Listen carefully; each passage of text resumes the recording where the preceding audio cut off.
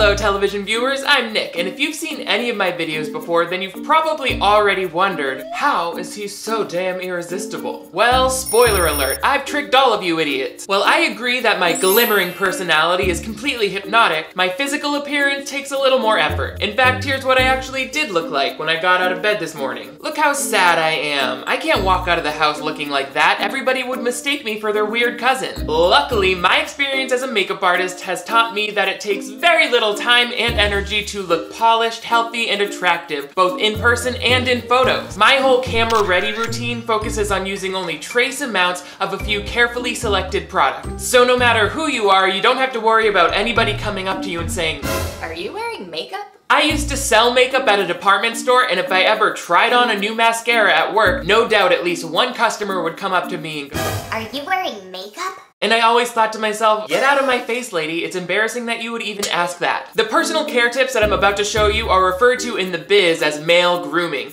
although they're really great tips for people of all genders who just want to do right by their faces. And of course, there's always going to be that vocal minority of people who think that a man wearing any amount of makeup is instantly feminine or gay. To those people, I say, grow up. It's 2016, and it's not a sin to give a f about how you look. If a woman can run for president of the United States, then a man can take care of his disgusting eyebrows. And just look at President-elect Donald Trump. He wears more bronzer than the cast of Jersey Shore did, and his self-confidence is so high that it seems completely untethered from reality. It's time to stop looking like the criminal in a home security commercial and start looking like the trustworthy call center employee in a home security commercial. I'm sending help right now.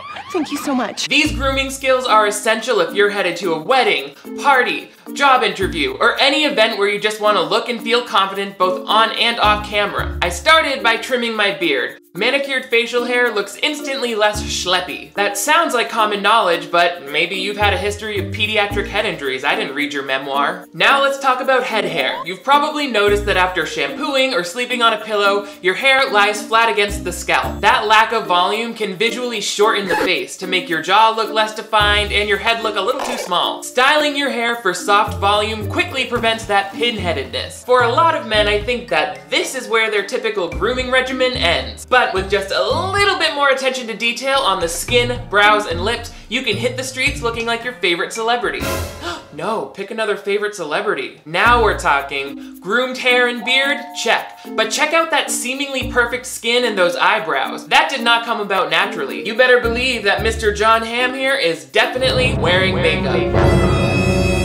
I know, I warned you, this video might smash some preconceived notions about makeup being only for women. If the idea of a man applying powder to look like less of a sweaty ass really makes you that uncomfortable, then you can X out of this video right now and go have sex with your PlayStation 3 or whatever it is you straight people love doing so much. The fact is, bare skin does not look its best on camera. And that's because your skin is actually made up of several layers of translucent tissue. And any leftover brown or red pigments from healed blemishes, broken capillaries, or sun damage can show through, especially when that skin tissue is illuminated by the bright lights of a camera flash or the sun. Take a look at this flash photo of me with nothing on my face. Not only do I look overly red, but clean skin is shiny, which is very distracting. Here's how to fix it. To easily perfect your skin, the trick is to apply a translucent pressed powder with a damp sponge. This step comes after applying any skincare, including a moisturizer with SPF. I don't want my face to look like the side of a Louis Vuitton bag when I grow up. If you want me to make a video on the basics of taking care of your skin, give this video a thumbs up. For the powder, I'm applying it with a beauty blender, which is $20, but you can also buy the cheap knockoff versions at the drugstore or even get those disposable wedges. Whatever sponge you use, the trick is to first wet it and then wring out as much of the moisture as you can with the towel so that it's just damp.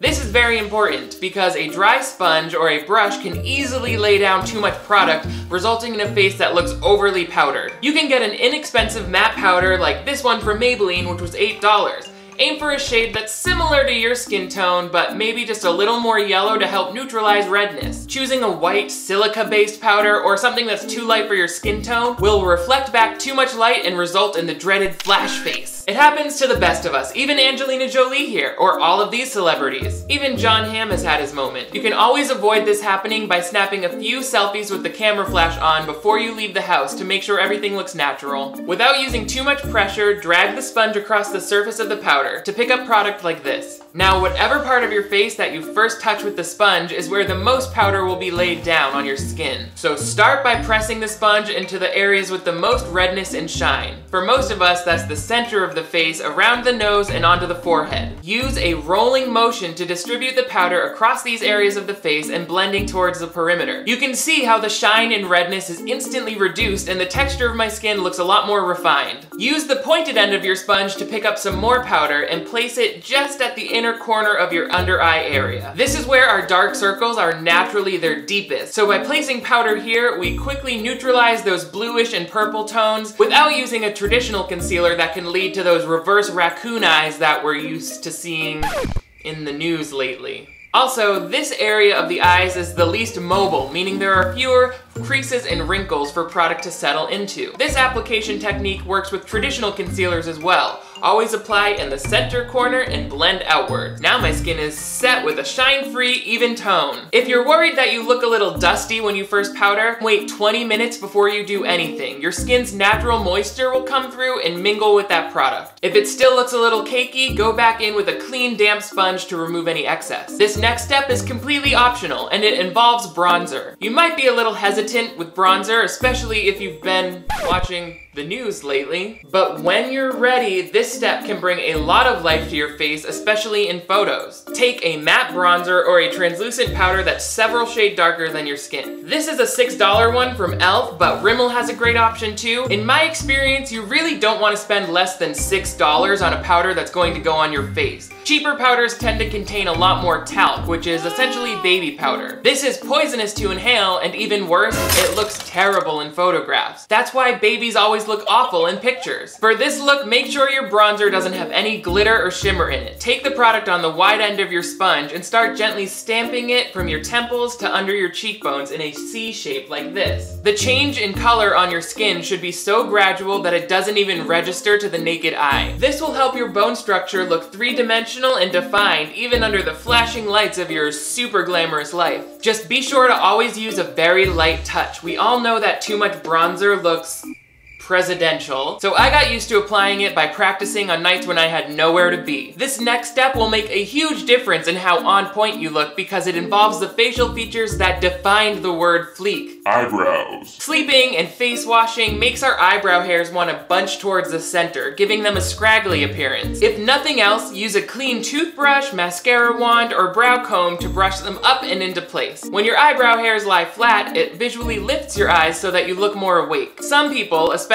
those new to the world of grooming, may still find that there are areas of their brows that are bushy or overgrown. Here's a quick tip for trimming them without plucking, shaving, or waxing. With those techniques, it's very easy to overdo it and your brows might end up drawing attention to themselves, like Sylvester Stallone's here. Brush your brow hairs up and look for strands that are far longer than the rest. Every few months I seem to come across an eyebrow hair that spans the length of my body, and keeping these trimmed helps reduce the overall volume of hair in my brows without leaving a gap on the skin surface like plucking does. I'm using a pair of small grooming scissors with a rounded tip to go in and trim only the hairs that need it. And you can even set them with a little hairspray on your brush to keep every hair in place. This is great for special events, like a dance party or satanic orgy. This next step is completely optional, so feel free to use our safe word if this is getting a little too kinky for you. I'm going to use a brow pencil to lightly fill in my arch. This looks especially good in, you guessed it, flash photography, where visible skin showing between the hairs can make your brows look patchy. The trick here is using a pencil that's a good 3 shades lighter than your natural hair color, and it looks especially natural if you find a pencil that has a slight olive green tint to it. This one is $30 from YSL, but you can easily find a cheap version from L'Oreal at the drugstore. Then you're just going to use a very light hand to slowly build up the color in the areas that you need. In between each layer, use your brow comb or the included spoolie brush to blend out your pencil strokes. Focus on applying product to the inner third of your brow, and avoid drawing a sharp tail or border around the brow line. That would create too much drama for this natural look, which is all about youthful, full-looking brows that frame the eyes. Wow, I look amazing. I'm going to finish off by exfoliating my lips with this $3 e.l.f. lip exfoliator, but sometimes I just make a coarse paste using sugar and water. Scrub the lips in circular motions and then wipe off the sugar with a moist cloth. Finish with a clear lip balm and your lips have never looked more delicious. Repeat this process whenever your lips get crusty and keep them young by applying a lip balm with SPF. I choose one that does double duty by also preventing cold sores, but if you like Burt's Bees, then slather that on your face hole, Johnny. Finally, I like to use redness reducing eye drops before I leave the house to brighten and refresh my eyes. This stuff is also good to have around because it constricts blood vessels. You can dab it on any pimples to reduce their size and redness instantly. Wow, feeling bright-eyed, fresh-faced, and confident. I woke up looking like a guy who would get caught with a basement full of dead housekeepers. But now I look like a guy who would get away with having a basement full of dead housekeepers. After all, it's hard not to trust a face this flawless. I hope you've enjoyed my grooming tips. Let me know in the comments below if there are any other tricks that I should try for pulling my face together. I'd also be happy to make more cosmetic related or tutorial videos, so if you want more, give me a thumbs up or let me know in the comments. Special shout out to Sophia for encouraging me to turn one of my snaps into this video that you're watching now. Also, don't forget to like my Facebook page, which is linked down below, for a behind the scenes look. If you haven't already, click that subscribe button, which is my face right here, or that button down below. Join the crew so that you're the first to get new videos from me every week. You guys are all the greatest. Thank you so much for watching and for hanging out with me today. I will see you next time.